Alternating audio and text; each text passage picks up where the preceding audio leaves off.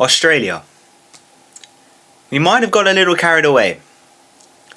After that incredible 2-0 win over Turkey, it felt like anything was possible for the Socceroos. The confidence was back, the belief was back, and for a few days, Australian fans were dreaming of the knockout stages.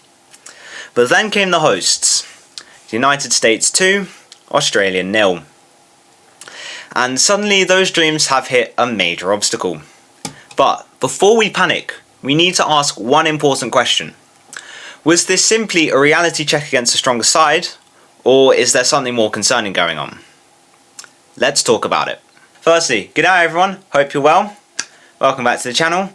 I am wearing an Italy shirt today, mainly because I didn't really want to wear the Australia shirt because it's been really warm in the UK today and I'm already sweating inside my room, and I don't think wearing a black t-shirt for the next half hour to an hour would have helped. But anyway, we are now here to talk about Australia's game against the US last night. And if you go on to enjoy this video, please leave a like and subscribe to the channel, it really helps me out. Now, USA 2, Australia 0. I did do a watch along for this game, and it was a very disappointing watch. And if you're an Australian fan this morning, I have a feeling you're probably also feeling disappointed. Because after beating Turkey, there was genuine hope that the Socceroos could get something from this game. But from the very first whistle, it became clear that this was going to be a very different challenge. Against Turkey, Australia could sit deep, stay organised, and punish mistakes on the counter-attack. They did try to do the same thing against the USA. The only problem was the Americans were ready for it. The United States pressed aggressively, they moved the ball quickly, and they looked dangerous every time they attacked. Whereas Australia simply couldn't get hold of the game. The Socceroos simply struggled to keep possession, and they struggled to progress the ball through the midfield, and every time they won the ball back, they seemed to just give it away almost immediately. Then, just 11 minutes in, a dangerous cross came into the penalty area. It caused confusion in the Australian defence, and Cameron Burgess could only divert the ball into his own net. An own goal, and we weren't even 15 minutes in. This was probably the worst possible start. And if we're being honest, it had been coming. Because Australia had barely been able to get out of their own half. Now, right, own goals do happen.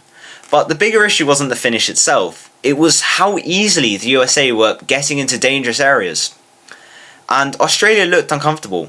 The midfield couldn't protect the defence. And the defensive line was under constant pressure. Now, at 1-0, there was still hope. After all, we'd seen Australia survive long periods of pressure against Turkey. But this American side just kept coming. Wave after wave of attack. Then, just before half-time, Australia suffered another huge blow. Alex Freeman thought he had doubled the lead, only for the assistant referee to raise the flag for offside. So, for a few seconds, Australian fans thought they had escaped. But after a VAR review, the goal stood. 2-0. And at that point, it felt like a mountain to climb. Now, I know there has been plenty of debate about that second goal. Some fans think Australia are unlucky, others believe the officials got the decision right. But regardless of where you stand, one thing is clear. Australia put themselves in a position where they were relying on fine margins to stay in the game. And that's never a good place to be. Because over the first 45 minutes, the USA were simply the better team. They had more energy, more intensity, and more attacking threat. And at half-time, Tony Popovic realised that things needed to change. So, he introduced Connor Metcalfe and Nestor Irankunda, the two goal scorers from the Turkey victory. And immediately, Australia looked so much better. There was more urgency, more movement, and so much more aggression.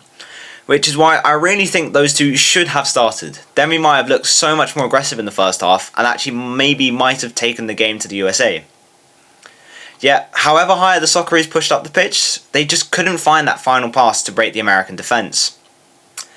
The decision making in the final third just wasn't good enough.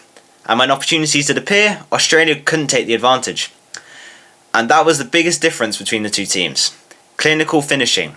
Against Turkey, USA took their chances. Against USA, they struggled to create enough quality opportunities. And at that level, those fine margins decide matches. Now let's look at the bigger picture. Because despite this defeat, Australia's World Cup hopes are still alive. Before this tournament began, many people, with myself included, expected Australia to struggle in this group. Few predicted they would beat Turkey, and few expected them to go into the final group game with qualification still in their own hands. Yet, here we are. 1 win, 1 defeat, with everything to play for against Paraguay. And that's why this result should not be seen as a disaster. Disappointing? Absolutely. A wake-up call? Definitely. But it is not a disaster.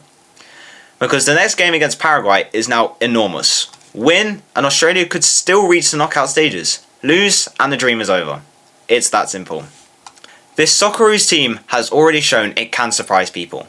They got to the knockouts in the last World Cup, and they've already shot Turkey at this World Cup. Can they respond once again when the pressure is at its highest? We're about to find out. But what did you think of Australia's performance? Were the USA simply too good? Or did Tony Popovic get his tactics wrong? And can the Socceroos still qualify for the knockout stages? Let me know your thoughts down in the comments below. And if you enjoyed the video, please make sure to like, subscribe, and I'll see you all next time. Goodbye.